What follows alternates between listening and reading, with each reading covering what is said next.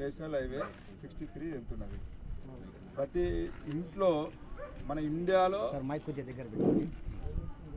అత్యధికంగా మోటార్ సైకిళ్ళు వాడతాం మనం. ప్రతి ఇంటికి మోటార్ సైకిల్ లేని ఇల్లు లేదనుకుంటాను.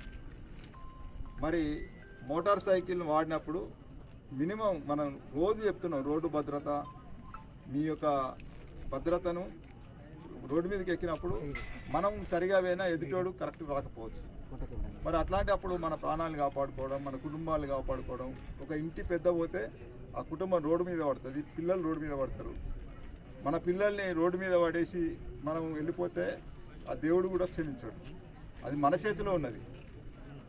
ముఖ్యంగా మన ఒక డేటా తీస్తే మన జిల్లాలో కరోనా వచ్చినప్పుడు ఎంతమంది చనిపోయారు? మన జిల్లాలో కూడా మన ఊర్లలో కూడా చాలా అయింది. బాల్కొండలో వేసాం, ఆర్మూర్లో రెగ్యులర్గా వేసాం, నందిపేటలో వేసాం. మన సభ్యుల్లో ప్రతి దగ్గర ఇట్లాంటి ప్రోగ్రామ్స్ చేస్తూ మేము ఈ ప్రజలతోని సంబంధాలను అంటే ఇట్లా రావడం వలన కొంతమంది అనుకుంటారు ఎందుకు మా ఏరియాకి వచ్చి చెక్ చేసి, అట్లాంటి ఏమి మీరు అపోహపడద్దు.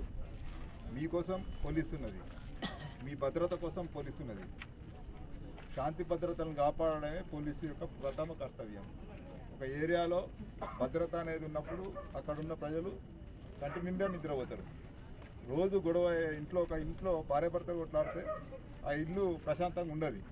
అట్లనే ఒక ఏరియాలో చిన్న ప్రాంతంలో రోజు కుటుంబాలు కొట్లాడితే ఆ ఏరియా ప్రశాంతంగా ఉండదు. అక్కడ ఎందుకున్నావురా అని చెప్పి నరకంగా చూస్తుంది. మరి అట్లాంటివి ఉండద్దు అనే ఒక మంచి కార్యక్రమం తీసుకొని పోలీసులే మనం ప్రజల దగ్గరికి పోయి వాళ్ళ సాధక బాధకాల్లో పాల్గొంచుకొని వాళ్ళకున్న సమస్యలు ఏమైనా ఉంటాయో వాటిని తెలుసుకోవాలనే ఉద్దేశంతో ఈరోజు ఈ కమ్యూనిటీ కాంటాక్ట్ ప్రోగ్రాం పెట్టినాం.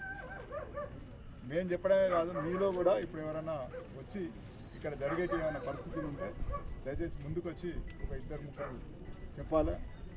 అమ్మ ఏమైనా ఉంటే చెప్పండి. మీరు ఇక్కడ లోకల్ స్థానిక